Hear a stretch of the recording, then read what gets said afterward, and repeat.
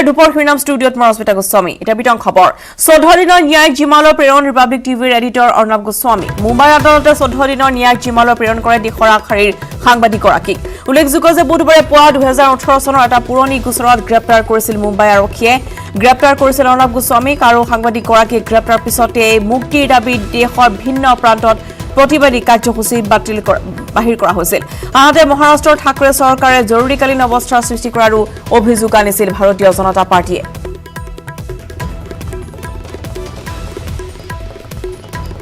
ৰবাজনাও যে 14 দিনৰ ন্যায়িক জিমালৈ ইতিমধ্যে ৰিপাব্লিক টিভিৰ এডিটৰ অৰ্ণৱ গোস্বামীক প্ৰেৰণ কৰা হৈছে মুম্বাই আদালতে 14 দিনৰ ন্যায়িক জিমালৈ প্ৰেৰণ কৰিছে দেশৰ আগশাৰীৰ সাংবাদিকগৰাকীক উল্লেখযোগ্য যে বুধবাৰে পুৱা 2018 চনৰ এটা পুৰণি গোচৰত গ্ৰেপ্তাৰ কৰিছিল মুম্বাই আৰক্ষীয়ে অৰ্ণৱ গোস্বামীক আৰু গ্ৰেপ্তাৰ কৰাৰ পিছতে তেওঁৰ মুক্তিৰ দাবী দেশৰ ভিন্ন প্ৰান্তত প্ৰতিবাদ সাব্যস্ত কৰিছিল বহুলোকে আনহাতে মহাৰাষ্ট্ৰৰ ঠাকৰে চৰকাৰে জৰুৰীকালীন অৱস্থাৰ সৃষ্টি কৰাৰ অভিযোগ আনিছিল বিজেপিয়ে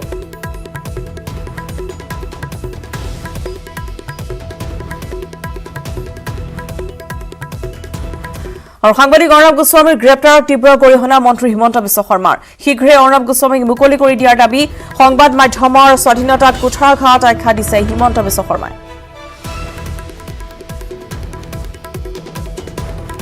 I heard that Mumbai Police Commissioner was a very strong police officer. But just to arrest Arnav Goswami, he has to deploy cop with AK-47. That means he is the most coward officer in entire India. If you want to arrest a simple journalist and who doesn't have any arms, anything in his possession, you will send cops with AK-47 to arrest him. Mumbai Chief Minister,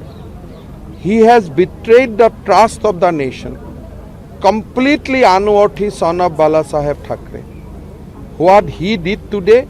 he brought defame to his father, late father, he brought defame to Maharashtra, he brought defame to this country. Maharashtra government must release Arnav Goswami immediately and must render a public apology. People of Assam is closely observing. I warn government of Maharashtra that if anything happens to Arnav Goswami, people of Assam and people of India will not tolerate this. Republic টিভিৰ মুখ্য সম্পাদক অৰ্ণৱ গোস্বামীক মুম্বাই আৰক্ষীয়ে গ্ৰেপ্তাৰ বিৰুদ্ধে দৰং জিলাৰ সদৰ মংগলদৈ চহৰৰ মংগলদৈ প্ৰেছ ক্লাবৰ সন্মুখত মংগলদৈ ইলেক্ট্ৰনিক মিডিয়া ফৰামৰ উদ্যোগত এক প্ৰতিবাদী কাৰ্যসূচী ৰূপায়ণ কৰা হয় মুখত ক'লা কাপোৰ বান্ধি চহৰখনৰ সাংবাদিকসকলে বিক্ষোভ কাৰ্যসূচী ৰূপায়ণ কৰে ফৰামৰ সভাপতি হেমন্ত কুমাৰ বৰুৱা আৰু সম্পাদক মুকুট ৰাজ শৰ্মাই ধৰা প্ৰতিবাদী কাৰ্যসূচীত সাংবাদিক কণ্ঠ ৰুদ্ধ কৰাৰ প্ৰয়াস বুলি সকলোৱে অভিযোগ কৰে অৰ্ণৱ গোস্বামীৰ শীঘ্ৰে মুক্তি দিয়াৰো দাবী জনাই এইসকল সাংবাদিকে অৰ্ণৱ গোস্বামীদেৱক যি ধৰণে মহাৰাষ্ট্ৰ চৰকাৰে ফেচিষ্ট যি শাসন সেই শাসনৰ যি নমুনা দেখুৱাই তেওঁলোকে যি ধৰণে গ্ৰেপ্তাৰ কৰিলে এয়া আচলতে নিন্দনীয় কথা ইলেক্ট্ৰনিক মিডিয়া ফৰাম মংগলদৈৰ তৰফৰ পৰা আমি নিন্দা কৰিছোঁ কাৰণ এনেধৰণৰ কাৰ্য আচলতে গণতান্ত্ৰিক দেশ এখনত হোৱাটো উচিত নহয় যিহেতুকে তেওঁ এখন এটা ইলেক্ট্ৰনিক মিডিয়াৰ তেখেত সম্পাদক গতিকে মুখ্য সম্পাদক এগৰাকী এই ধৰণে নিবলগীয়া নহয় তেওঁক মাতি পঠিয়ালেও তেওঁ নিশ্চয় থানালৈ গ'লহেঁতেন কিন্তু তাকে নকৰি যি ধৰণে এই ধৰণে টানি চচৰাই নিয়া ধৰণে যি ধৰণে নিয়া হ'ল যি ধৰণে এজন সন্ত্ৰাসবাদীক নিয়া দিয়ে ঠিক সেই ধৰণে নিয়া হ'ল ই আচলতে লজ্জাজনক কথা পৰৱৰ্তী খবৰলৈ আগবাঢ়িছো কাজিৰঙা ৰাষ্ট্ৰীয় উদ্যানৰ তৃতীয় আৰু পঞ্চম সংযোজন এলেকাত বোকাখাট মহকুমা প্ৰশাসনৰ অভিযান উচ্চ ন্যায়ালয়ৰ নিৰ্দেশ মৰ্মে হালধিবাৰী আৰু পাণবাৰী অঞ্চলৰ ৰাষ্ট্ৰীয় উদ্যানখনৰ সংযোজন এলেকাত বসবাস কৰি থকা লোকসকলক শীঘ্ৰে দখলমুক্ত কৰি দিয়াৰ নিৰ্দেশ বোকাখাট মহকুমা প্ৰশাসনৰ উল্লেখ্য যে 2015 চনত উচ্চ ন্যায়ালয়ে কাজিৰঙা ৰাষ্ট্ৰীয় উদ্যানৰ সংযোজন এলেকাত বসবাস কৰি থকা লোকসকলক উচ্ছেদৰ নিৰ্দেশ দিছিল কিন্তু অজ্ঞাত কাৰণত প্ৰায় 5টা বছৰে প্ৰশাসনে উচ্চ ন্যায়ালয়ৰ নিৰ্দেশক কাৰ্যকৰী কৰাৰ ব্যৱস্থা গ্ৰহণ নকৰিলে শেহতীয়াকৈ ন্যায়ালয়ে গোলাঘাট জিলা প্ৰশাসনক উচ্ছেদৰ বাবে কঠোৰ নিৰ্দেশনা জাৰি কৰাৰ পিছতে তৎপৰ হৈছে প্ৰশাসন বোকাখাট মহকুমা প্ৰশাসন আৰু বন বিভাগে বুধবাৰে সংযোজন ঘোষিত এলেকা পৰিদৰ্শন কৰি সীমা নিৰ্দিষ্ট কৰাৰ লগতে বসতি স্থাপন কৰি লোকসকলক ভূমি খালী কৰাৰ বাবে জাননী দিয়ে দেওবাৰৰ ভিতৰত ভূমি এৰি দিয়াৰ নিৰ্দেশ পোৱাৰ পিছতে এতিয়া হাহাকাৰ লাগিছে কৃষি কৰ্ম কৰি কোনোমতে চলি থকা লোকসকলৰ উচ্ছেদৰ পূৰ্বে ক্ষতিপূৰণ দিয়াৰ দাবী জনাইছে বোকাখাটৰ জিপাল নামৰ সংগঠনটোৱে যি অনাৰেবল হাইকোৰ্টে যিটো দিছিলে আমি সেই 2015ত দিছিলে যে আমাৰ ডেপুটি কমিশ্যনাৰ গোলাঘাটক অৰ্ডাৰ দিছিলে যে সেইটো 1 মান্থৰ ভিতৰত এইটো ইভেকশ্যন কৰি পেলাই এইটো হেণ্ড অভাৰ কৰিব লাগে আমাৰ যিকেইটা এডিশ্যন আছে তাৰপিছত সেইমতে আমি তেখেতসকলক অনাৰেবল কোৰ্টৰ যি অৰ্ডাৰ সেইটো আমি তেখেতসকলক অৱগত কৰিছোঁ তেখেতসকলক কৈছোঁ যে আমি আপোনালোকে কোৰ্টৰ যিখিনি অৰ্ডাৰ আছে সেইখিনি তেখেতসকলে ফ'ল' কৰিব লাগে কোনকেইটা এডিশ্যনত কৰা হৈছে এতিয়ালৈকে সকলো এডিশ্যনৰে কথা কিন্তু আমাৰ এই তেখেতৰ 2015তে দিয়া হৈছে তেওঁলোকক গতিকে তেওঁলোকে আমি খালি অৱগত কৰিছোঁ যে কোনখিনি আপোনালোকৰ কোৰ্টৰ অৰ্ডাৰ যিখিনি আছে হ'ব আমাক উঠিবলৈ কৈছে কিয় কাৰণে ইয়াত থাকিব নালাগে আমি ৰিজাৰ্ভ বনাওঁ তেতিয়া আমি ক'ত যাওঁ মাটি নাই ভেটি নাই কোন আহিছিলে এতিয়া এতিয়া পুলিচো আহিছে আৰু দুটা মতা মানুহ আহিছে ফৰেষ্ট আহিছে এইটো উঠিবলৈ কৈছে আমাক উঠিব লাগিব দেৱাৰত আমি ক'ত যাম কেতিয়া উঠিবলৈ কৈছে দেৱাৰত এতিয়া খেতি কৰিছে এইটোও আমি নাপাওঁ ৰঙিয়া চালকক গুলীয়া গাড়ী চুৰি কৰিবলৈ চেষ্টা কৰা 2 ডকাইত আৰক্ষীৰ হাতত আটক হোৱাৰ পিছতে ন তথ্য উদ্ঘাটন হৈছে ঘটনা জড়িত আৰু 3জনক আৰক্ষী আটক কৰিছে এই 3জন ৰঙিয়াৰ এনটি ৰোডত থকা MN জুৱেলাৰী কৰ্মচাৰী ডকাইত কেইজনে অনা চেইন আদি জুৱেলাৰীৰ কৰ্মচাৰী কেইজনে তৎক্ষণাত অন্য অলংকাৰলৈ ৰূপান্তৰিত কৰি প্ৰমাণ নষ্ট কৰি আহিছিল আদালতে অভিযুক্ত 3জনকে দুদিনৰ আৰক্ষী জিম্মা দিয়ে উল্লেখ্য যে যোৱা শুকুৰবাৰে নিশা ৰঙিয়াৰ দহৰাত ছুইফট ডিজায়াৰ গাড়ী চুৰিৰ বাবে ধৃত 2 ডকাইতে গাড়ীখনৰ চালক গুৱাহাটীৰ দীপক দাসক গুলীয়াইছিল গুলীচালনাত আহত চালকজনে কৌশলেৰে ঘটনাস্থলীৰ পৰা পলায়ন কৰি আত্মৰক্ষা কৰিবলৈ সক্ষম হয় ৰঙিয়া আৰক্ষীয়ে ডকাইতি কাণ্ডত জড়িত আন কেইবাজনো অপৰাধীক বিচাৰি অভিযান অব্যাহত ৰাখিছে দুজন দুৰ্ধৰ্ষ ডকাইত চেনেটছাৰ চুৰি কাৰ্যৰ লগত জড়িত ব্যক্তিক কৰায়ত্ব কৰিছিলোঁ তেওঁলোকৰ নাম আছিলে এজনৰ নাম পাকু তাৰ আচল নাম হ'ল তৈয়বুৰ ৰহমান আনজন হ'ল টিকলা তাৰ আচল নাম হ'ল শ্বৰিফুল হক এই দুজনক ধৰাৰ পিছত আমি তেওঁলোকৰ স্বীকাৰোক্তিৰ ভিত্তিত আকৌ 3জন আমি ব্যক্তিৰ কৰায়ত্ব কৰিবলৈ সক্ষম হৈছিলোঁ তেওঁলোকে কি কৰে এই চুৰি চেইনবিলাক তেওঁলোকক দিয়ে আৰু তেওঁলোকে কি কৰে এই চেইনবিলাক গলাই পেলাই তেওঁলোকে তাক মটিভেশ্যন কৰে যাতে এভিডেন্স নাপায় এই স্বীকাৰোক্তিৰ ভিত্তিত আমি তেওঁলোকক কৰায়ত্ব কৰিলোঁ এজনৰ নাম হ'ল আজম গিৰি আনজনৰ নাম হ'ল বিজয় বাবৰ আনজন হ'ল দীপক সঞ্জয় চৌহান দুজন হ'ল মহাৰাষ্ট্ৰত থাকে আৰু এজন হ'ল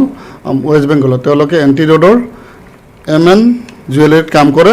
তেওঁলোকে সেই দুৰ্ধৰ্ষ ডকাইতৰ লগত লগ লাগি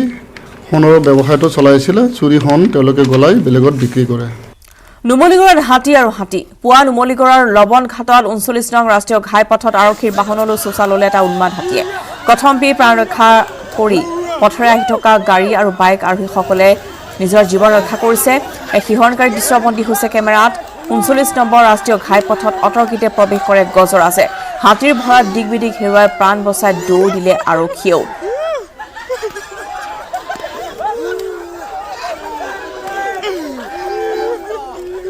ইফালে নিশা পোৱালিসহ এটা বৃহৎ হাতীজাকে পুৰা বাংলা 39 নং ৰাষ্ট্ৰীয় ঘাইপথেৰে প্ৰৱেশ কৰি পকা ধন বিনষ্ট কৰে গাঁওবাসীক খেদোৱাৰ অশেষ চেষ্টা চলাই বিফল হয় এই হাতীৰ জাকটোক নষ্ট কৰিলে শ শ বিঘা পকা ধান পূজা আগত ঘৰ ভাঙিলে পথাৰ মাজত আছোঁ আমাৰ ঘৰটো কোনো নাই আমি অহাও নাই আমাৰ কোনো ঘৰটো চাবলৈ অহা নাই একো কৰাও নাই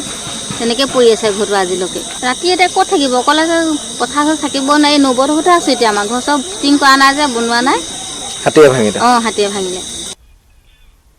কমলপুৰ 31 নম্বৰ ৰাষ্ট্ৰীয় ঘাইপথৰ লাটি থকা ধাবাত আৰক্ষীৰ অভিযান মহকুমা আৰক্ষী বিষয়াৰ নেতৃত্বত কমলপুৰ আৰক্ষীয়ে অভিযান চলাই ধাবাসমূহত অভিযান কালত কমলপুৰ আৰক্ষীয়ে পুঠিমাৰীস্থিত জয়গুৰু নামৰ ধাবাত অসংযত অৱস্থাত দুগৰাকী যুৱতী আৰু যুৱকক আটক কৰে